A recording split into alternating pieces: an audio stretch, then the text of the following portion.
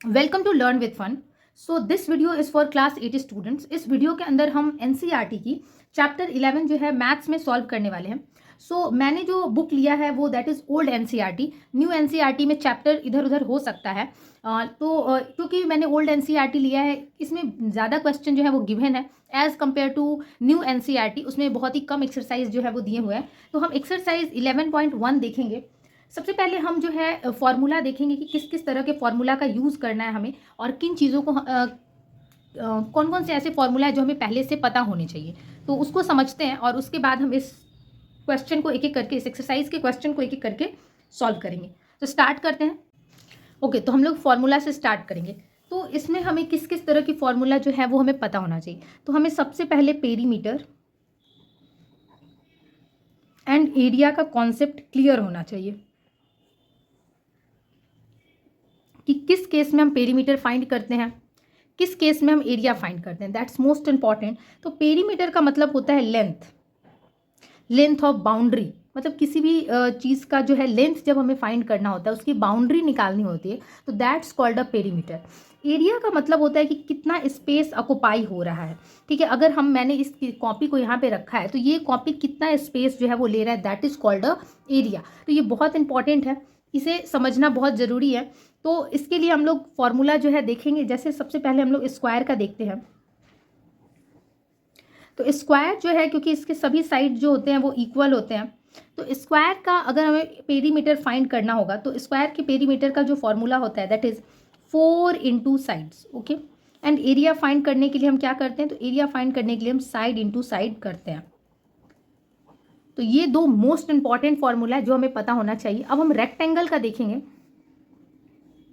Rectangle में opposite side equal होते हैं, मतलब ये दोनों साइड जो है एक दूसरे से इक्वल है एंड ये दोनों साइड जो है वो इक्वल होते हैं। तो रेक्टेंगल का जो पेरीमीटर होता है दैट इज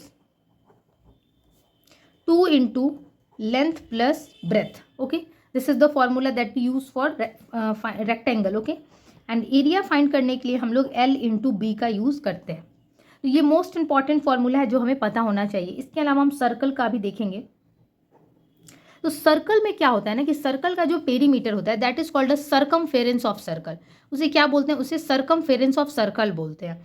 तो सर्कमफेरेंस निकालने के लिए सर्कमफेरेंस को हम सी से डिनोट करते हैं। तो इसके लिए हम फॉर्मूला यूज करते हैं 2πr। पाई की जो वैल्यू होती है दैट इज 22/7। तो ये वैल्यू हम most of the time use करते हैं। एंड एरिया फाइंड करने के लिए पाई आर स्क्वायर यूज करते हैं। तो ये कुछ बेसिक फॉर्मूला है जो हमें एटलीस्ट इस एक्सरसाइज को सॉल्व करने के लिए पता होना चाहिए। तो आइए एक एक करके क्वेश्चन को देखते हैं। सो क्वेश्चन नंबर 1 है, a square and a rectangular field with measurements as given in the figure. देखिए यहाँ पे स्क्वायर और रेक्टेंगुलर फील्ड जो है वो गिवन है, जिसमें figure have the same perimeter. तो इन दोनों फिगर का पेरीमीटर क्या है, दैट इज सेम। तो हमें सबसे पहले इस चीज़ को समझना है कि पेरीमीटर क्या है, दोनों का ही सेम है। Which field has a larger area. तो हमें फाइंड करना है कि कौन सा फील्ड है जिसका एरिया जो है वो लार्ज है, मतलब बड़ा है। तो हमने क्वेश्चन में क्या देखा, क्वेश्चन में हमने देखा कि दो फिगर जो था वो गिवन है। इस तरीके से दो फिगर जो है वो गिवन है, जिसका हमें क्या करना है, एरिया बताना है कि कौन सा फिगर जो है उसका एरिया जो है वो बड़ा है। तो इसके लिए हम क्या करेंगे, और इसमें एक चीज़ जो कॉमन है दैट इज इन दोनों का पेरीमीटर जो है वो सेम है, पेरीमीटर जो है वो सेम है। तो ऐसे क्वेश्चन को हम कैसे सॉल्व करेंगे। तो अब क्योंकि ये रेक्टेंगल है और यहाँ पे एक लेंथ जो है वो गिवन है बट ब्रेथ जो है वो गिवन नहीं है, तो हम इसका जो है पेरीमीटर वो नहीं पता कर सकते कि इसका पेरीमीटर क्या होगा। बट यहाँ ये स्क्वायर है और स्क्वायर में जितने भी साइड्स होते हैं ऑल साइड्स आर इक्वल, और एक साइड जो है वो गिवन है, तो इससे हमें स्क्वायर का पेरीमीटर पता चल जाएगा। तो सबसे पहले हम लिखेंगे पेरीमीटर ऑफ स्क्वायर फील्ड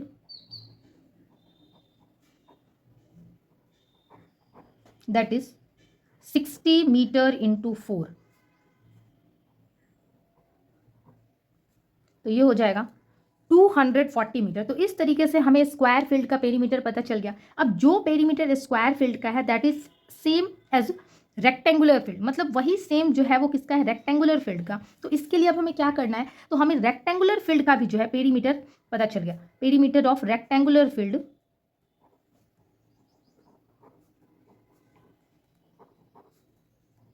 क्योंकि दोनों का पेरीमीटर सेम है तो दोनों का ही पेरीमीटर हो गया।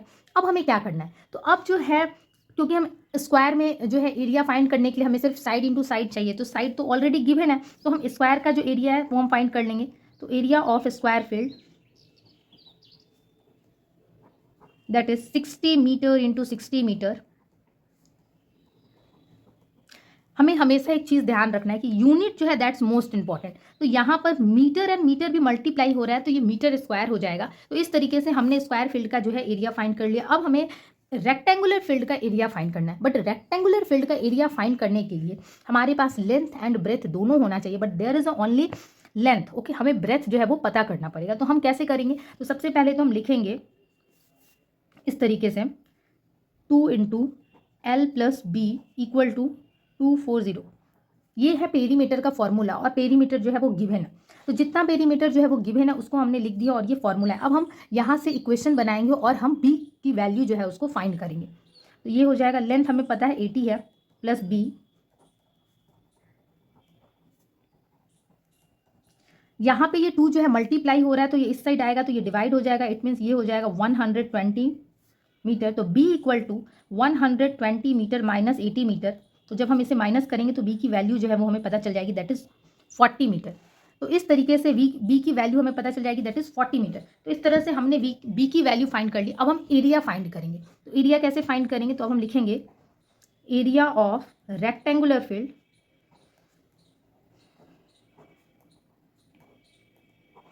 Equal to L into B, that is 80 metre into 40 metre. अब 80 metre into 40 metre equal to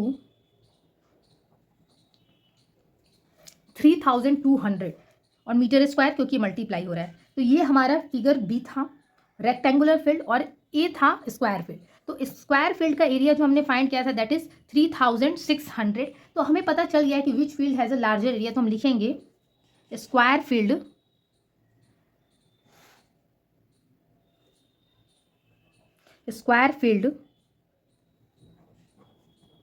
has a larger area.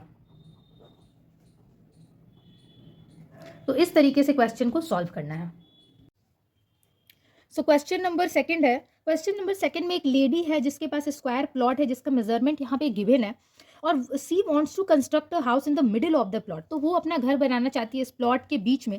A garden is develop around the house, और गार्डन जो है वो किनारे से डेवलप करना चाहती है। ओके, तो हमें टोटल कॉस्ट जो है वो बताना है कि गार्डन डेवलप करने में कितना कॉस्ट आएगा। अगर उसका रेट जो है वो 1 स्क्वायर मीटर के लिए इतना खर्च हो रहा है, 55 रुपीज़ खर्च हो रहा है, तो टोटल जो है उसका कितना खर्च होगा। तो हम कैसे सॉल्व करेंगे इस क्वेश्चन को?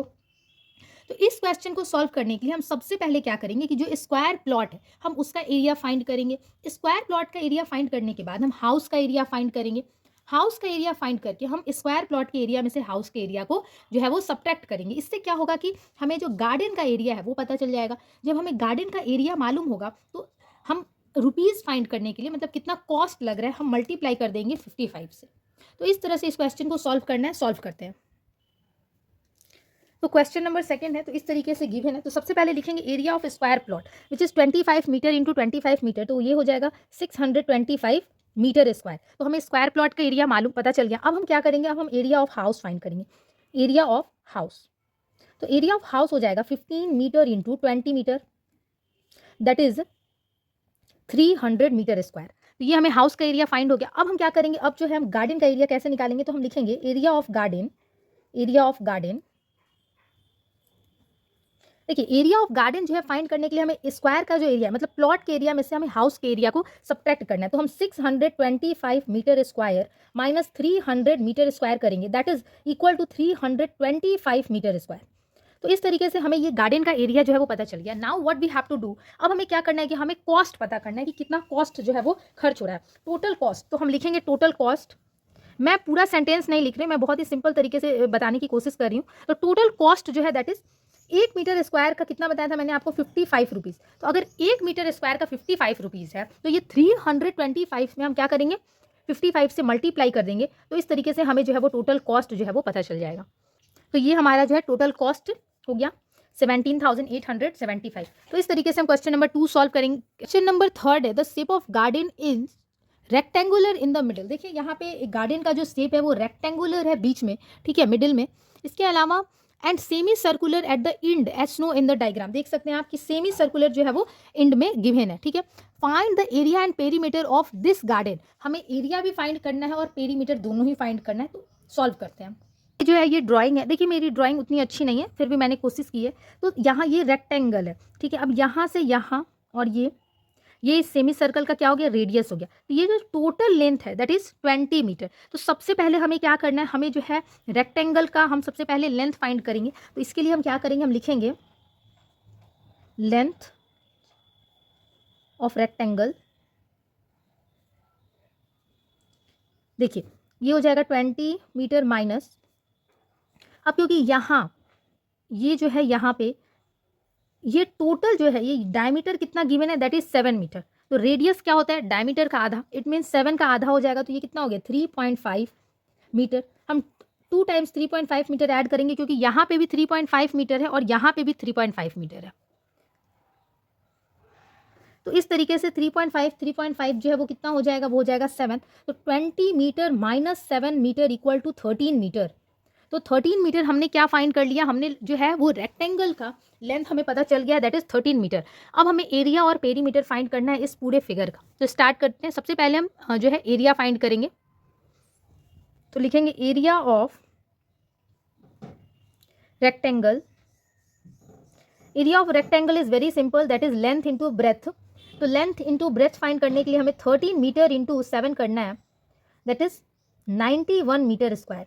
ओके, अभी हमने रेक्टेंगल का एरिया तो फाइंड कर लिया, लेकिन यहाँ पे दोनों जो एंड है वहाँ पे क्या है, सेमी सर्कल है। तो हमें क्या करना है, सेमी सर्कल का भी एरिया फाइंड करना है। तो हम लिखेंगे एरिया ऑफ सेमी सर्कल।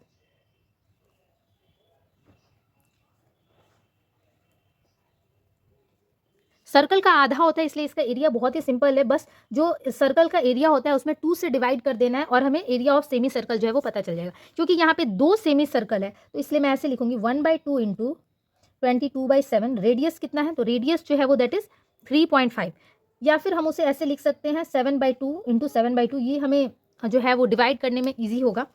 अब क्योंकि कितना सेमी सर्कल है, 2 है, तो इसलिए हम इसमें किससे मल्टीप्लाई करेंगे, 2 से मल्टीप्लाई करेंगे। ये 2 से 11 टाइम्स में डिविजिबल हो जाएगा, ये 7 से 7 टाइम्स में चला जाएगा। अब हम सबको मल्टीप्लाई करेंगे और फिर सॉल्व करेंगे। तो ये 11 इंटू 7 हो जाएगा 77 और नीचे हो जाएगा 4 इंटू 2। यहाँ पे ये डिवाइड हो जाएगा तो ये हो जाएगा 2, तो 77/, देखिए तो यहाँ पर 77/2 जो है मीटर स्क्वायर हो गया। अब हम इसे पॉइंट में कन्वर्ट करेंगे ताकि ऐड करने में आसानी हो।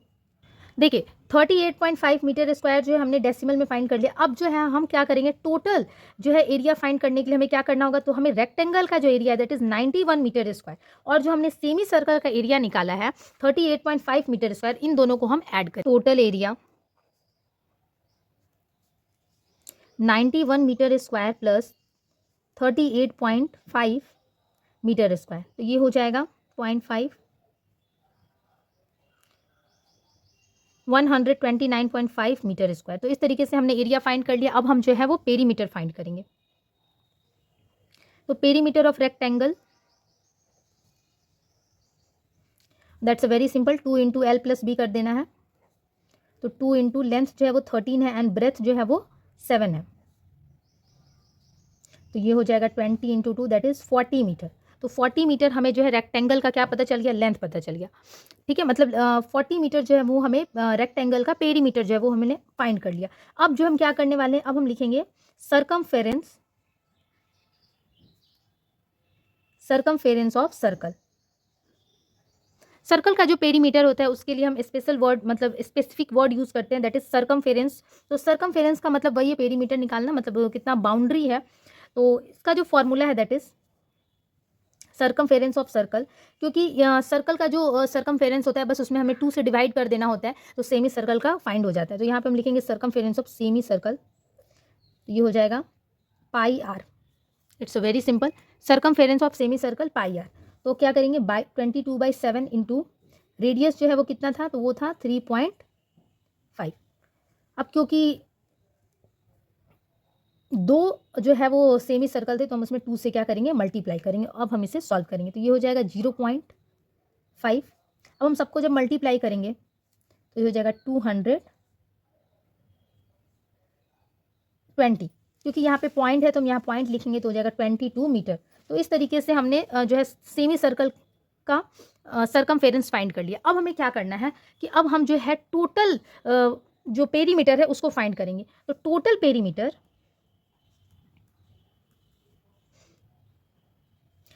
Perimeter equal to 40 metre plus 22 metre, ठीक है।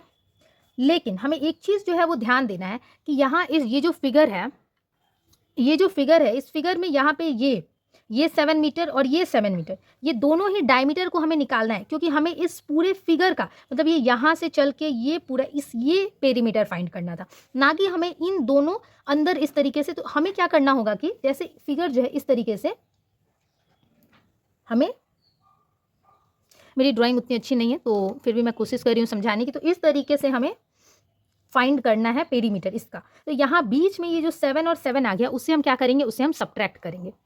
ये बीच में जो ये 7 7 है उसे हमें सब्ट्रैक्ट करना होगा। इस तरीके से हम पेरीमीटर फाइंड करेंगे। यहाँ पे हम 14 को सब्ट्रैक्ट कर देंगे तो हमारा जो आंसर है दैट इज ये 2 हो जाएगा, ये 62 माइनस 14 मीटर करेंगे तो ये 48 मीटर जो है हमारा आंसर आ जाएगा। तो इस तरीके से हमने इस क्वेश्चन को भी सॉल्व कर लिया। नेक्स्ट क्वेश्चन है क्वेश्चन नंबर 4, उसको देखेंगे। Question number 4 is a flooring tile has the shape of a parallelogram, उस base is 24 centimetre and the corresponding height is 10 centimetre. How many such tiles are required to cover a floor of area 1080 metre square. तो इसमें basically हमें करना क्या है कि जो flooring tiles होते हैं, मतलब जो टाइल्स हम फ्लोर पे यूज़ करते हैं, तो उस तरह के टाइल्स का जो शेप है दैट इज़ पैरेललोग्राम के शेप का वैसा टाइल्स है जिसका बेस दिया है और उसकी हाइट दी हुई है, ठीक है। और हमें बताना है कि हमें कितने टाइल्स की ज़रूरत पड़ेगी अगर जो फ्लोर है, मतलब एक बड़ा सा फ्लोर है जिसका एरिया जो है 1080 मीटर स्क्वायर है, तो हमें कितने टाइल्स की ज़रूरत पड़ेगी वो छोटे पैरेललोग्राम वाले टाइल्स की, जो उस पूरे एरिया को कवर कर ले। तो आइए सॉल्व करते हैं। नंबर 4 में सबसे पहले तो जो पैरेललोग्राम कुछ इस तरीके का दिखता है। बेस जो है that is 24 centimetre and height उसका कितना है 10 सेंटीमीटर।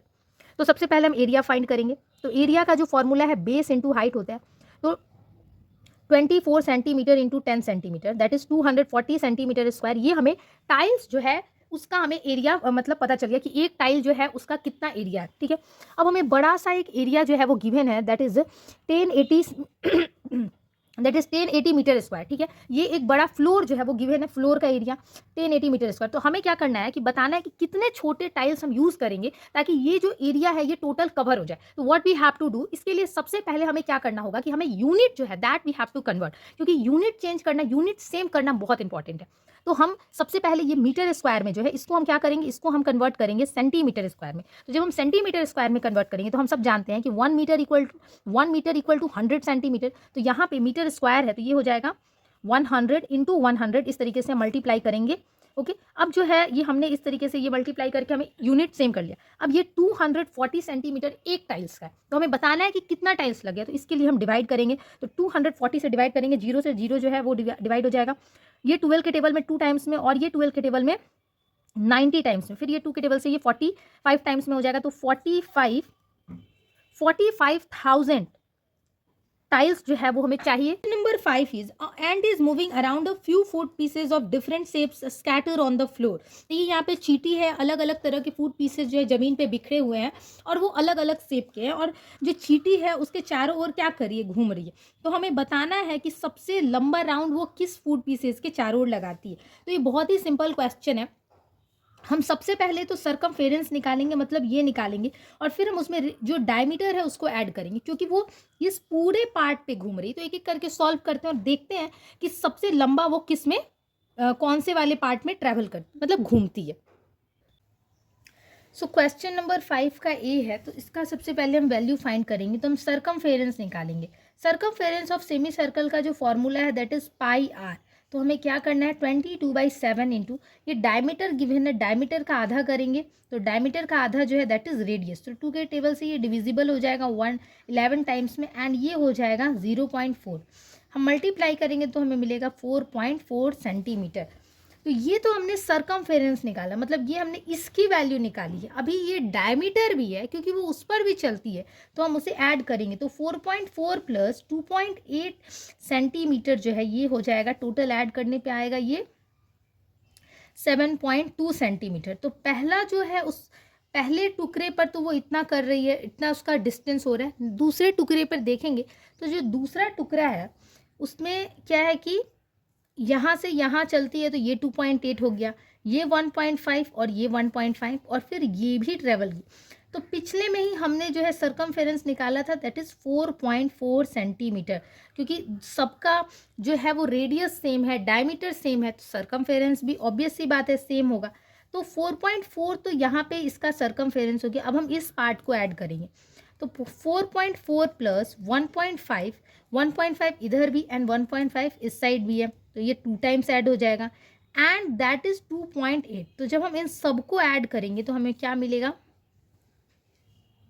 तो जो टोटल डिस्टेंस हो रहा है सो यहाँ हमें क्या मिला 10.2 सेंटीमीटर। अब लास्ट है, देखिए लास्ट जो टुकड़ा है वो इस तरीके का है, तो ये सरकमफेरेंस तो सब में सेम है और इन दोनों को हम ऐड कर देंगे तो ये हो जाएगा 4 और इसको ऐड करेंगे तो 8.4। तो जो मैक्सिमम डिस्टेंस चींटी कवर कर रही है वो बी जो है इसका आंसर हो जाएगा, क्योंकि देखिए इस पीस पे वो सबसे ज़्यादा घूमती है। तो इस तरीके से हमने एक्सरसाइज 11.1 के सभी क्वेश्चंस को सॉल्व कर लिया।